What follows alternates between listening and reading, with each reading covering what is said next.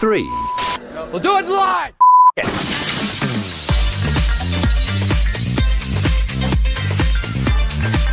Now we're live. Erin Kennedy. The general craziness of it, the impact on your life. We have gone through so many stories and we said, you know what? This should not be kept to the two of us. Hi, Megan. I just like to dance when that song is on. I know, it makes you feel fancy. Yeah, it does. Did you, I keep hearing from people, they're like, so you and Megan are doing this every week. Do you ever have a tough time coming up with stuff to talk about? Yeah, kind of no.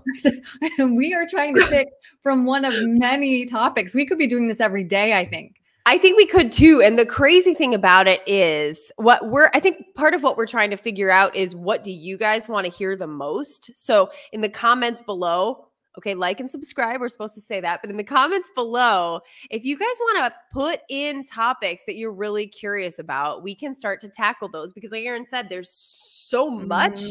And we're not against like talking about more sort of like mom stuff, life stuff, like that, a little bit mixed in there too. So you just let us know what you want to hear. But in terms of what we can talk about the TV news business, oh my God. So, yeah, so much stuff. Really, as we, it's like trying to take a sip from a fire hose. There have been, you know, I think COVID changed a lot with newsrooms. And Megan, you see the same thing I do, which is that my LinkedIn, my Facebook is littered with former TV people who have decided to leave the industry because what was always a difficult industry has only gotten tougher. And I think that COVID helped a lot of people reprioritize family and work-life balance and all that other kind of important nonsense. Yeah, but also I think like many of us during COVID, even in the news business, for once we got a chance to work from home because we had no choice. Maybe you couldn't go into the newsroom, or you had to reduce your shifts, or you were trading out with another anchor, whatever it may be. So you're just like so immersed in the way it is. Before that happened, you didn't even know what the other side felt like. And then when we all got a chance to sit down in our own house and wake up a little bit later and see our kids a little bit more, it was like, oh my God, this is what the other part of the world looks like. Not even necessarily working from home, but maybe just not being in that crazy culture. Having breakfast with your kids. Yeah. Yeah. Little big things. So today, though, we are ripping a story from the headlines, the news headlines. Megan, you're the one who brought it to my attention. Why don't you tell us about it? Okay. So when you talk about television stations, we discuss television markets, which is basically the market size, right? So Chicago's market number 3, LA's number 2, New York is number 1. By dint of the fact that those are very large cities with their own like entertainment reporters in the case of LA, or it's the source of all media really in the case of New York, what happens at a local television station in those cities makes news, whether it's on E! News or the New York Times or something like that, because it is such a big deal. It is like the flagship station or very close to it. So in the past few weeks, there has been a crazy string of events that's been going on at KTLA, okay, which is an affiliate out in Los Angeles. They had a incredibly popular, like #1 rated morning show on their weekend mornings. There was a woman there who'd been anchoring there for, I think, 20 plus years or something. So we're talking like a fixture in the community, a fixture on that exact broadcast where people knew they could turn in and they could see her. Her name is Lynette Romero, and I've never met her personally, but I know people who have worked with her. I know people who know her. They say she's like absolutely lovely, wonderful woman. And her co-anchor, a guy named Mark Mester. Okay. So think LA, like they're going to allow more personality than you would find in a Chicago or a New York. And now you're talking about a weekend morning show where there's almost always a little more personality. So I think the viewers got a chance to really meet them, know them, feel like they're part of their family, right? Well, I don't know the reason for it, but at some point, Lynette announced that she was going to be leaving, but then she was just gone, right? Like she didn't have an opportunity to say goodbye, which is something I think we all know a little too well. It happened to both of us. It's happened to you more than one time. It's happened to me more than one time, because whether or not you choose to leave a television station or they choose to make you leave, you're not going to get a chance to say goodbye to the viewers. It just doesn't happen. Right. And I think that 90% of that reason is because we broadcast live. Yeah.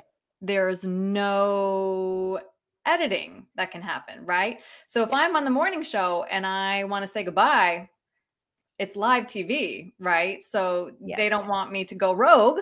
So that's why it's usually in the cover of darkness, and they just tell you as soon as you walk off set and you're done. And that's it. And they're scared. Yeah, right. They're scared that you now have this platform to say your piece. And if you're disgruntled, that's a problem for them, which it could be. Like, even if you're choosing to leave, maybe you're choosing to leave because it's been a miserable place and you want everybody to know it. I mean, I get the fact that it's a little dicey for a station management to allow someone to have that platform. But what happened at KTLA has happened across that industry forever.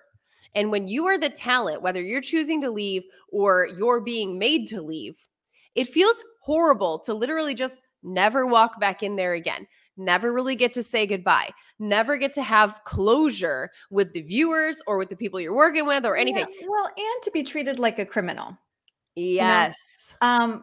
But let's jump in, because I think that one of the reasons that the story has legs is because her former, who was her current co-anchor, had the opportunity to say something. Right. And he went off script, right? He went off script. Yeah. So there was a big outcry that Lynette did not get to say goodbye because, as I mentioned, she was such a fixture in LA TV on that specific station. Now, word on the street is, I don't know if it's true, that she's going to end up across the street somewhere, meaning at another station in that very same market, and LA viewers will likely follow her if they liked her that much, loved her as much as it seems they did. But she didn't get to say goodbye at that television station. So her co-anchor was supposed to introduce a montage of Lynette. Because of this outcry, the station realized, oh man, we better address this and like have a proper, goodbye for Lynette. But Mark was a little more aggravated than I think they thought. And but yeah, let it play and then we'll talk about it. Okay. Yeah. Time where we do our 4 and 5 segment. Get to check in with everyone and see how everyone's doing. But obviously things are a little bit different this morning. So I'm going to take some time and ask to speak directly to you at this hour to tell you what it is that happened here on Wednesday. So I want to start off right now by offering up an apology to you. What the viewers experienced was rude, it was cruel, it was inappropriate, and we are so sorry. I also want to say sorry to Lynette Romero, because Lynette, I love you so much. You literally are my best friend. You did not deserve what happened to you on Wednesday. Deb, can you please take the iPad really quickly so I can explain to everyone what exactly went down? So the truth of the matter is the woman in the center of your screen is our boss. Her name is Janine, and Janine is a terrific woman, and I want to explain why. All we can say about Lynette is that she has an opportunity, and she wanted to take that opportunity. And if someone wants to do that, my goodness, go take that opportunity, and that is exactly what Janine did. In the process of that, an announcement was made on Wednesday. Sam Rubin had to read it. It was unfortunate, and as we mentioned, it was inappropriate, and we are so sorry about that. Lynette deserved to say goodbye. It didn't happen. I don't know who wrote the script. I don't know who handed it to Sam Rubin. Regardless, this was a mistake. We owe you an apology, and we owe Lynette an apology. Now, we can't show this to you this morning, but Lynette, we do have a gift for you. It is flying over our station this morning. There are words. They're from an airplane, and there's a banner that's flying over Hollywood right now. All we can say to you, Lynette Romero, this morning is that we love you, we miss you, and this is going to be the most difficult thing to move this show. I can't even speak right now. We can't even move the show forward without you. I don't know how we're going to do it, but here's the thing. So that is also 3 minutes and 46 seconds, which is a very long time on TV. So clearly he, well, what was the plane? What did the banner say, Megan? I don't know what the banner said, Erin, but like, we miss you, Lynette, or something. Something like that. We will miss you, Lynette. Yeah, like over the station. But they were going to fly this banner. I don't know who paid for the banner. All I know is that it was probably not the station. And it was a giant banner flying behind a plane. Now, let me first say right now, We have all in the television business, I do not care who you are, we have all worked with someone who was a friend who got fired the day or who left for any given reason. Okay. Like, I'm not even saying, because I don't know the situation there, so don't take that. But like, sometimes they get fired, sometimes they choose to leave. We've all worked with someone where you're like, oh my God, it's like I'm supposed to pretend like they never existed in the universe. And that is so painful for those who are left or those who were left when they choose to move on. And I feel like I see that in Mark of like, she didn't even get to say goodbye. He clearly like broken up about it. Yeah. Broken up. Yeah. But I don't think I've ever worked with anyone, Erin. Tell me how you feel, who I think would have chanced getting fired to speak out about it. No. Like, that took some balls right there.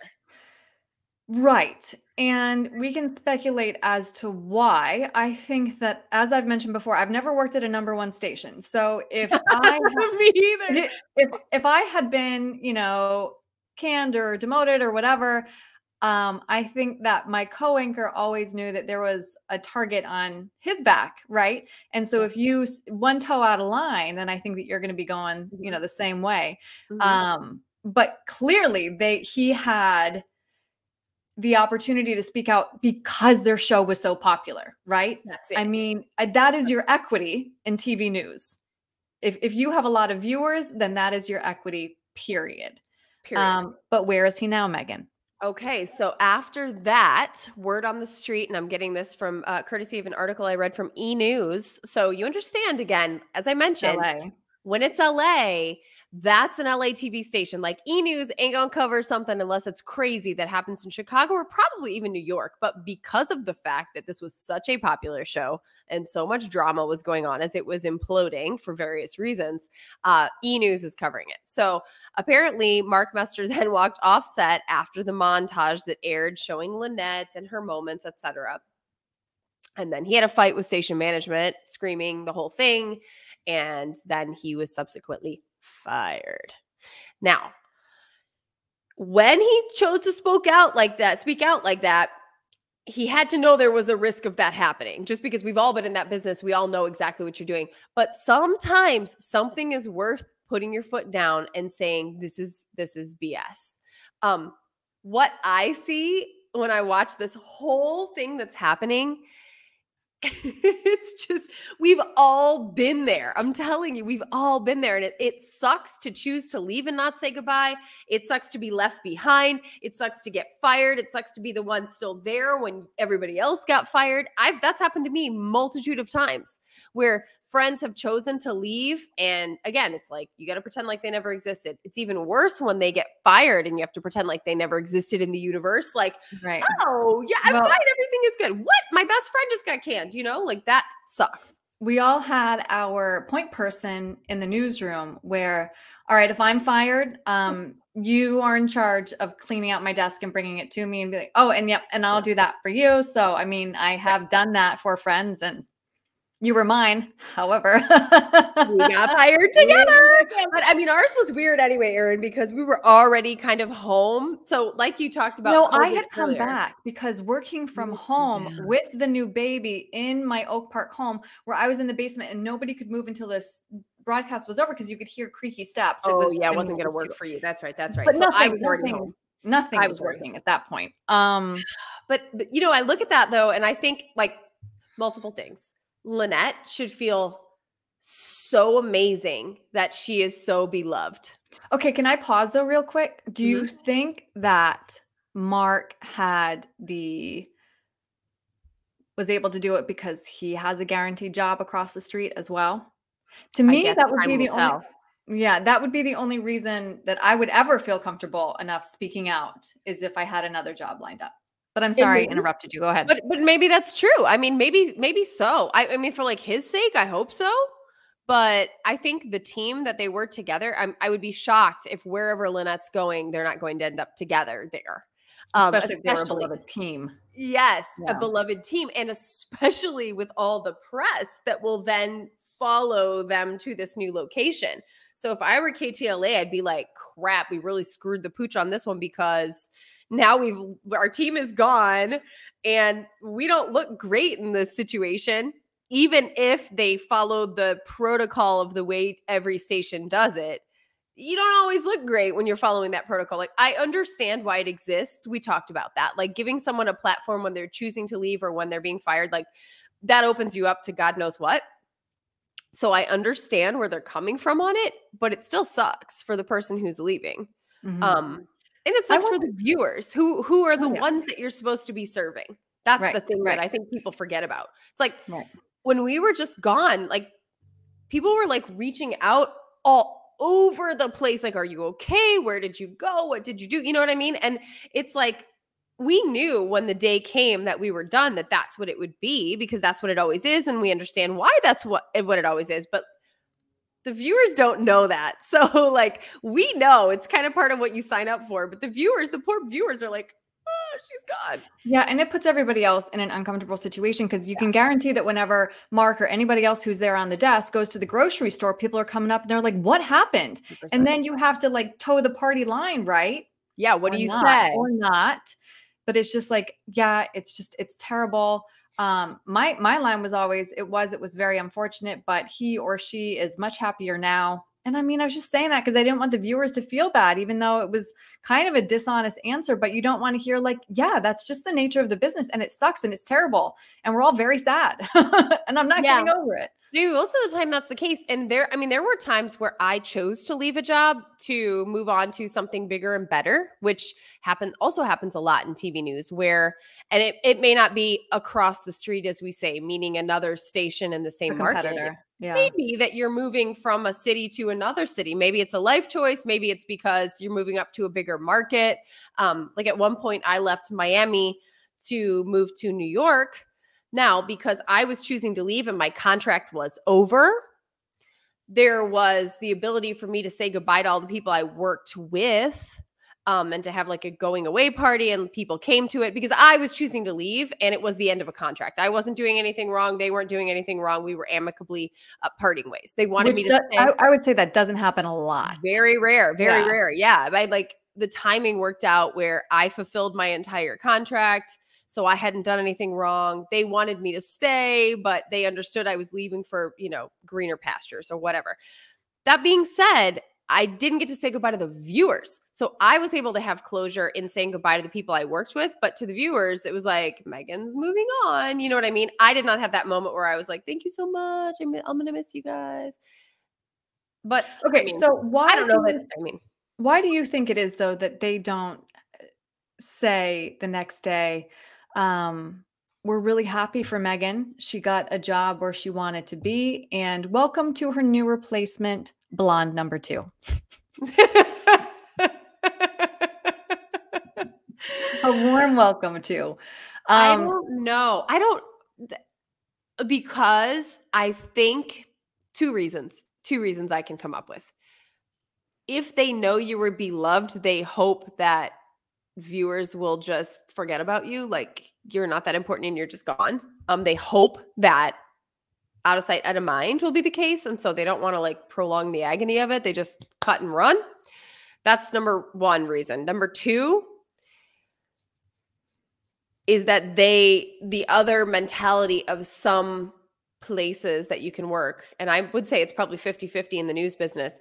Sometimes I think it's literally just they think everybody on the air is completely replaceable and no one will notice the difference. Like, I have felt that before when they fire someone, pull someone else in at different stations I've worked at. It's like, they're still going to read the news. They're still going to get the news. It doesn't really matter. Maybe the news is still going to get done, but the viewers are still missing the person they fell in love with. So I don't think that that's true, but I think that some management does look at it that way. Like, whatever, the news is still on, right? The news is still being read. The weather's still being told. Like that. I would love, and I never did a deep dive. We've talked about before how you can see the ratings, right? How many people are watching, and then you can see them from one day to the next. They're called overnights. You can look at the overnights. I've never looked at ratings because to me it was the same as like getting on a scale. I don't want to know. Yeah. I don't want to go there. I know Marissa was big at that, but I wonder how they track that, I mean, there's no going back. When it's done, it's done. Oh, when they're gone, you can't pull them back. I very rarely, I don't think I've ever in my career do I remember somebody getting fired and coming back to the same station. Not fired and come back to the same station. Maybe choose to leave and eventually come back. Maybe. You know, I would like to invite this woman on because there was a popular meteorologist in Rhode Island who was not renewed or let go, one of the, above, not her choice though. And there was a huge letter writing campaign. Yeah. And they brought her back. Wow. And I want to know because it's Rhode Island, like a mid-sized market. Maybe. That would like never happen in Chicago. And I doubt it was owned by one of the big like CBS, ABC, NBC. It wasn't. No, yeah. Yeah. So there are different rules, I think, if you're working for a big, I would never though, Megan. I would never. If they had let me go, God love every viewer who would send in a nice email, but I would never want to go back. That's me though. No, I do like everybody likes me that much. Come watch me across the street if I wanted to stay on in the industry. And I suspect, I hope for Mark Mester's sake, that's exactly what he's going to do. If he still wants to be in the industry, I hope that he's given an opportunity to go and maybe like that team can be rekindled somewhere else. But it's rare though, I think, that a story gets big enough that it gets kind of like national, that draws attention to that weird part of the TV news business. Well, and the other half of it is we are not used to anchors being humans, right? Yeah. When do you ever weigh in on a story? When do your feelings, when are they ever allowed to come across? Never, ever. No. Now I will say, like in the weather arena, you still have to get the weather out, obviously, but sometimes there's a little hint of you being able to do that. But as an anchor, Erin, very, very rarely, and certainly not about your opinion on a story, right? You can't have an opinion on a story. And when the story is your friend, it's like really funky, I will never forget working, I think it was down in Miami, and there was a story about a big accident, and Jen was talking about that accident. And then later in the day found out that it was someone she knew. That was really hard for her. She didn't know at the time, obviously, but, that's like when it comes home to you and you realize like, wow, I was like, it's real, Oh yeah. There were many times where as soon as I was done, walked off set, I would just go cry. Yeah. Depending on the story, but not on set because I was an automaton. You got on set. But I think, you got out of focus. Look at you. Ooh, look at that filter, Erin. My nice soft focus. Me and Barbara Walters. Thank you very much. You and Barbara. But I don't know. Like I look at Mark though, and I feel like, did you see that trick, everyone? The things you learn. But like, it just makes you want to give Mark a hug though, too. But also gives you some insight, I think, into what and I never watched their show, so I don't know, but what likely made them such a great team. They had each other's back. Yeah. They were both very clearly authentic on the air, to the point that Mark could not say the rote, whatever it was that they had put down for him to say. He had to go with his gut and with his heart. And so I applaud that. In that TV industry, that's risky. And look, he got fired for it, but he's going to end up somewhere else if he wants we'll have to do a follow-up wherever they do land. Well, and I mean, heck, I'd love to invite him on as well. So just so you know, guys, like this obviously has a lot of attention because there was a little extra drama to it, but it's happening on a daily basis at stations near you. Because it's just, you may not know all the behind the scenes, but like chances are somebody's choosing to leave or getting fired or whatever it may be every day. Like if they're gone, it's 50-50 why they're gone. Okay. And in fact, I would say it's probably 75-25. I would say most of the time people are let go instead of choosing to leave. I might be wrong, but especially when you get to those bigger markets where, you hope to get there and then just kind of like stay put with your family. Yeah. Then you're probably not choosing to leave. It's never going to happen. Yeah. You're being left. Yeah. I knew at that point. I mean, I think Rhode Island was my last market where I was like, maybe I can ride this out till I'm 50. Yeah. But it's not like you might have been able to there. Yeah. No, that's what I'm saying. I never went to Chicago thinking I'm going to be here forever. I kind of did. I kind of thought that I would be able to do that. Because in the weather, people in Chicago do stay for a very, very, very long time. So I thought that that was possible for me. I really did. Like, thought that was possible. In the anchor arena, that wasn't as likely, I think, but and different at every station too. Some have a little bit more longevity than others. They do, because it depends on how much they're valuing the team, right? And if your ratings are really, really great and the team is really beloved, you know, but, and I will say too, like oftentimes the talent will get blamed for the ratings. And I never thought that that was the whole problem ever with any TV station anywhere across the country. It's not just the talent. It's like what the talent's reading, how it's stacked, what's going on behind the scenes, how invested you are in the community, how the station is perceived for various reasons. And that's not just the talent. That goes to like everything. Just signal strength. Yes. Signal strength. Do you know how many times? Yeah, I would go out in certain markets and I'd be like, oh, I just can't get that. So I can't watch. Be like, well, that's rather frustrating. It's frustrating. Yeah, because that's really nothing that the talent has done. But I mean, think about it, guys. If you're watching a show and you feel like there's zero moments for you to actually feel like you're getting to know the talent and see who they are as people, you're going to be likely less interested than if there's a little bit of personality woven throughout. But that's not up to the talent. That's up to the amount of time that the producers are allowing you to do that. And that's up to the station management deciding if they're going to allow the producers to allow you to do that. So it's really tough. But oftentimes talent's the scapegoat though. Yeah. We've talked about that before as far as like a news philosophy and then certain consultants telling you to do something different. And I've said that before. Like if you have one station that is all personality and you can't compete with them because they're 800-pound gorilla, then the consultant is going to tell you, don't even say your name. Just the news, folks. Did you ever work for a station where you got to be like super personality-ish? I worked at stations where they would have us try it out. Okay.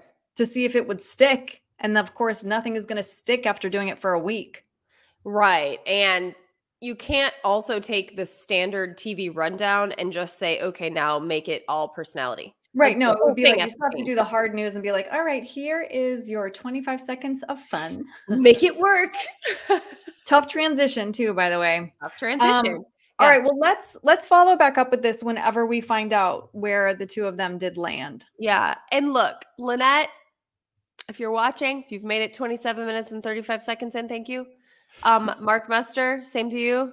More power to you, people. And look, for management who does do it right, but is also held down by the constraints of not knowing what the heck could happen if you do unleash people to say things, I feel some sympathy there too, because like if it's a news director who really loved someone who's, you know, on the air and they choose to leave, it's got to be hard for them too, you know? Mm-hmm. I guess. Well, he said nice things about their boss there. Yeah, in that picture between the middle. He did. Yeah. So good luck to you guys. Seriously. All right. That is all. At least we get to talk to our viewers now and say goodbye. And bye, guys. Bye. We'll be back next Friday. You can see you again.